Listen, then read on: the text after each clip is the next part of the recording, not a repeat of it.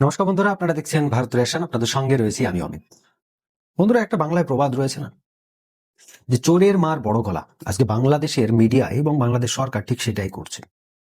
Recently দেখুন, ভারত এবং বাংলাদেশের মধ্যে বেশ টানাপোড়েন চলছে সম্পর্কের। আর এটা রিসেন্টলি কয়েক মাস ধরে নয়, এটা কয়েক বছর ধরে হয়ে গিয়েছে। এখন 2024-এ শেখ হাসিনার পতনের পর এক্স্যাক্টলি বাংলাদেশ যেভাবে ভারতের বিষয়ে ন্যারেটিভ সেট করেছে, সেটা কিন্তু এখনো কার্যকর বাংলাদেশের মধ্যে। কিন্তু এই নিয়ে তারা যদি সব সময় ভারতকেই দোষারোপ করে, তাহলে সেটা ভুল। রিসেন্টলি দেখুন কি হচ্ছে।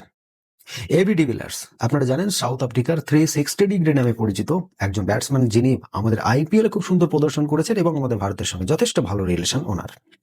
তিনি একটা কমেন্ট করেছেন, যেটা বাংলাদেশিরা ভাবছে যে সেটা তাদের জন্য বলা হয়েছে। টি-20 ওয়ার্ল্ড কাপ থেকে বাংলাদেশকে বহিষ্কার করা হয়েছে। তার রিজন, বাংলাদেশ আইসিসির কোনো সিদ্ধান্তই মেনে নিতে চাইছে না। তারা তাদের সরকারের, তাদের রাজনীতির মধ্যে দিয়ে যে সিদ্ধান্ত নেওয়া হয়েছে, তাদের সরকার যে সিদ্ধান্ত নিয়েছে, সেই সিদ্ধান্তে বরকরার রয়েছে। এবং এর পিছনে যারা মদত দিচ্ছে, মানে এর পিছনে যারা অ্যাকচুয়ালি সাপোর্ট করছে, সেই পাকিস্তানকেও তারা কিন্তু সহযোগিতা করছে বলা যেতে পারে। আইসিসি এটা দেখে কিন্তু অত্যন্ত চটে গিয়েছে। এর জন্য বাংলাদেশের উপর বিভিন্ন ধরনের স্যাংশন তো আসবেই, আমরা ভবিষ্যতে সেটা দেখতে পাবো। আস্তে আস্তে তার নমুনা শুরু হয়ে গিয়েছে, সেটা নিয়েও আমি আলোচনা করব। কিন্তু এবি ডিভিলিয়ার্স কি বলেছে সেটা আপনাদের আগে শোনাই, তারপর বাংলাদেশের মিডিয়াতে এই নিয়ে কি ন্যারেটিভ সেট করা হচ্ছে সেটাও আপনাদেরকে বলবো।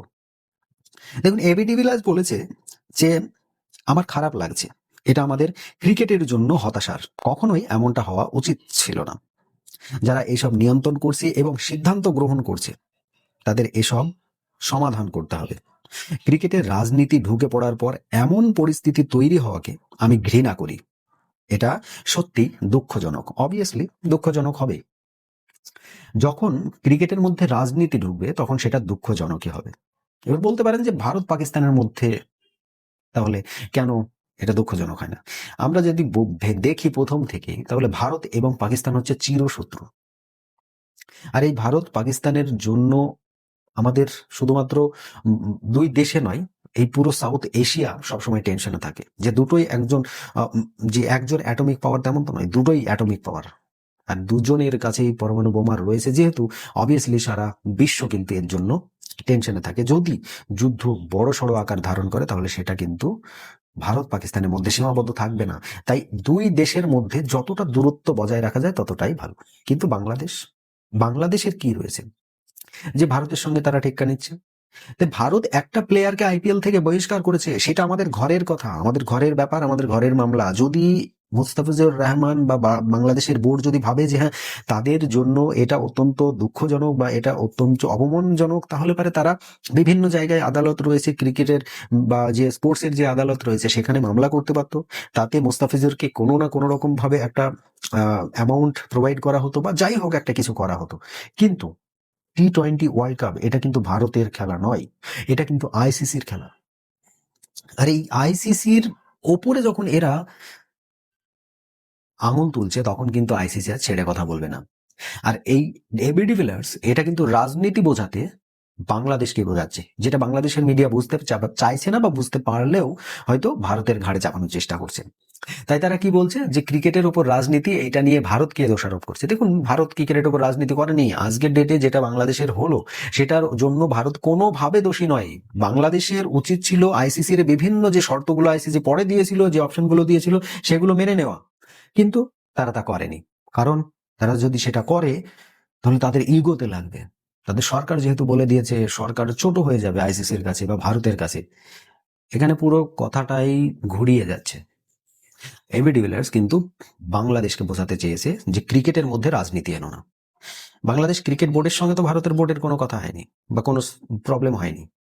মুস্তাফিজুর রহমানকে সরিয়েছে, তার জন্য তুমি ইন্টারন্যাশনাল যে স্পোর্টস আদালত রয়েছে, কাউন্সিল রয়েছে, সেখানে তুমি বিভিন্ন রকম আবেদন করতে পারো। তার জন্য আমরা সকলেই বলেছি হ্যাঁ, তোমরা সেটা করতে পারো। আমাদের ঘরোয়া ক্রিকেটে আমি কোনো বাংলাদেশি প্লেয়ার রাখবো না, তার জন্য যা করার দরকার তোমরা করতে পারো, আমরা আমাদের যা করার সেটা আমরা করব। কিন্তু আইসিসি টুর্নামেন্ট বা এটা তোমার বাপের বেচি নয়, যে তুমি যখন তখন কেটে বাদ দেবে, যখন তখন ঝুলিয়ে রাখবে। ঠিক আছে, ব্যাপারটা দেখুন, খারাপ কথা মুখ দিয়ে বেরিয়ে যাচ্ছে শুধুমাত্র এদের ব্যবহারের জন্য। এবি ডিভিলিয়ার্স যেটা বলেছে, সেটা বাংলাদেশের মিডিয়াতে ঘুরিয়ে আমাদের ভারতের দিকে দেখানো হচ্ছে, কিন্তু সেটা আসলে নয়। প্রত্যেকটা বড় বড় সেলিব্রিটি যাই বলুক না কেন, সেটা কিন্তু বাংলাদেশকে বলা হচ্ছে। ক্রিকেটে রাজনীতি কেন নিয়ে আসছে, এ তো ওপেনলি দেখা যাচ্ছে। বাংলাদেশের ক্রিকেট বোর্ড এবং ক্রিকেটাররা সম্পূর্ণভাবে সহমত। বাংলাদেশের বোর্ডও কোনো সময় বলেনি যে আমরা খেলতে যাব না, কিন্তু বাংলাদেশের বড় বড় যে বোর্ডের আধিকারিক যারা রয়েছে তারা কথা বলছে। তারা কোথা থেকে এসেছে? তারা ওই যে যে আইন উপদেষ্টা, ক্রীড়া উপদেষ্টা, বাংলাদেশের প্রধান উপদেষ্টা, এরা মানে বড় একজন লিডার হয়ে গেছে ওয়ার্ল্ডের সমস্ত কিছু এরাই কন্ট্রোল করে, তাই এদের কথা মতোই চলতে হবে। দেখুন, এর জন্য আইসিসি কিন্তু চুপ করে নেই। আইসিসি রীতিমতো তাদের যে অ্যাগ্রেশন সেটা কিন্তু দেখাতে শুরু করেছে বাংলাদেশের উপর।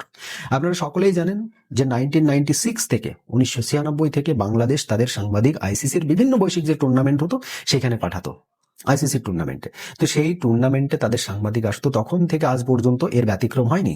1999-এ যখন বাংলাদেশ আইসিসির বোর্ডের মেম্বার হয়েছে, তখন থেকে আজ পর্যন্ত কোনোদিন এটা বন্ধ হয়নি। কিন্তু এই বছর 130 থেকে 150 জন সাংবাদিকের অ্যাপ্লিকেশন বা অনুমোদন সেটা কিন্তু রিজেক্ট করে দেওয়া হলো। আইসিসি বলেছিল না, যদি তার বিপক্ষে যায় তাহলে পারে কিন্তু সে বিভিন্ন ধরনের স্টেপ নিতে পারে। শুধুমাত্র বাংলাদেশকে বলেনি, পাকিস্তানকেও বলেছে।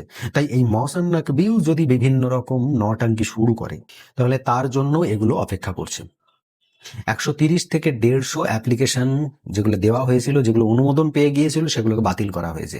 বাংলাদেশের একজন বরিষ্ঠ পত্রকার যার কাছে একটা মেল এসেছে, একজন সাংবাদিক যার কাছে একটা মেল এসেছিল যত সম্ভব জানুয়ারির 6-7 তারিখে, যে তার টি-20 ওয়ার্ল্ড কাপের যে অনুমোদন সাংবাদিকতার সেটা সে পেয়ে গিয়েছে বলে একটা মেল এসেছিল। কিন্তু এক্স্যাক্টলি ঠিক 2026-এর জানুয়ারির 26 তারিখে আবার তার কাছে একটা মেল আসে, তার ওটা বাতিল হয়ে গিয়েছে বলে। তাই দেখুন, সবে শুরু হলো, এখনো বহু বাকি রয়েছে। এরপরে আরো অনেক কিছু সহ্য করতে হবে আপনাদের।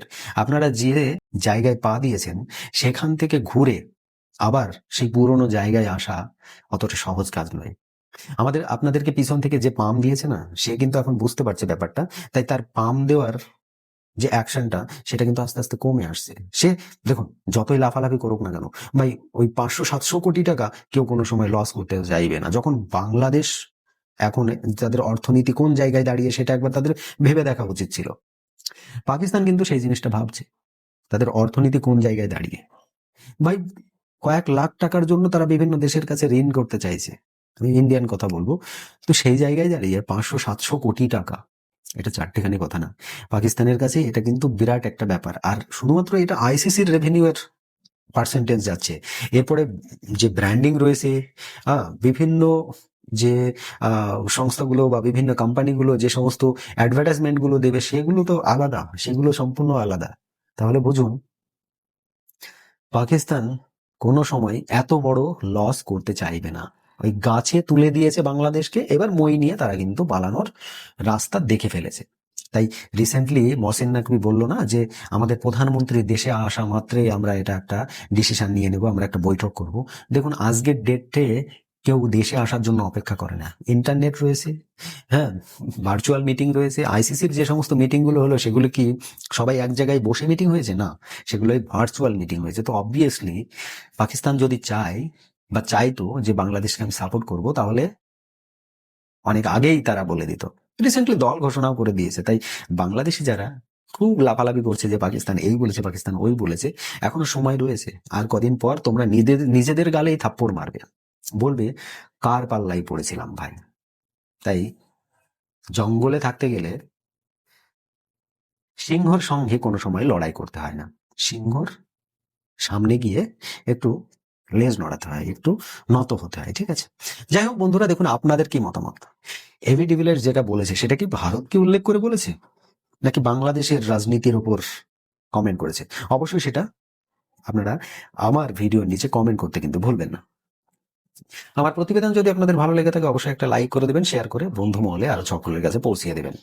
আজকের এই ভিডিও আমি এখানে সমাপ্ত করবো। তার আগে আপনাদেরকে জানাবো, প্লিজ আমার চ্যানেলটিকে একটু সাবস্ক্রাইব করুন, পাশে থাকা বেল আইকনটিও বাজিয়ে দিন। কারণ আমি নেক্সট যখনই কোনো ভিডিও পোস্ট করব, আপনার কাছে একটা টিং করে শব্দ আসবে, আপনার কাছে একটা নোটিফিকেশন আসবে, আপনি প্রথম সেটা দেখতে পারবেন।